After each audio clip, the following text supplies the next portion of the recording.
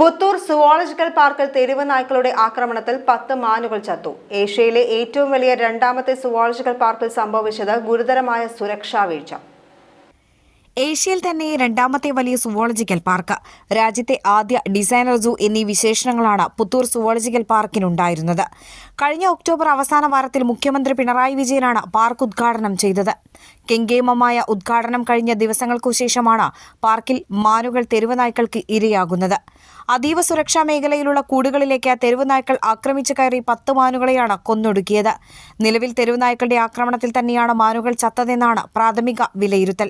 സംഭവത്തിൽ ഡോക്ടർ അരുൺ സക്രയുടെ നേതൃത്വത്തിൽ പ്രത്യേക സംഘത്തെ അന്വേഷണത്തിന് നിയോഗിച്ചിരിക്കുകയാണ്. പോസ്റ്റ്മോർട്ടത്തിന് ശേഷം സംഭവത്തിൽ കൂടുതൽ വ്യക്തതയുണ്ടാകും.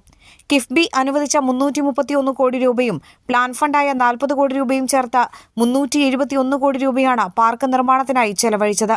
കോടികൾ ചെലവഴിച്ച് നിർമ്മിച്ച പുത്തൂർ സുവോളജിക്കൽ പാർക്കിലെ സുരക്ഷാ വീഴ്ച അതുകൊണ്ട് തന്നെ ഗൗരവം അർഹിക്കുന്ന വിഷയവുമാണ്. അതേസമയം മാനുകൾ കൂട്ടത്തോടെ ചത്ത സംഭവത്തിൽ കോൺഗ്രസ് നേതാവ് ഷാജി കോടങ്കണ്ടത്ത് പ്രതിഷേധിച്ചു. നിർമ്മാണ പ്രവർത്തനം പൂർത്തിയാക്കാതെയും സുരക്ഷാ ഓഡിറ്റിംഗ് നടത്താതെയും തെരഞ്ഞെടുപ്പ് ലക്ഷ്യമിട്ടുള്ള ഉദ്ഘാടന മാമാങ്കമാണ് പുത്തൂരിൽ നടന്നതെന്ന് അദ്ദേഹം ആരോപിച്ചു. വലിയ സുരക്ഷാ വീഴ്ചയാണ്. അതുകൊണ്ടാണ് നമ്മൾ സുരക്ഷാ ഓഡിറ്റിംഗ് ചെയ്യണം. അതുപോലെ സെൻട്രൽ PWDയുടെ പെർമിഷൻ കിട്ടണം. ഈ ബിൽഡിങ്ങുകൾക്ക് ഇതൊന്നും കിട്ടിയിട്ടില്ല.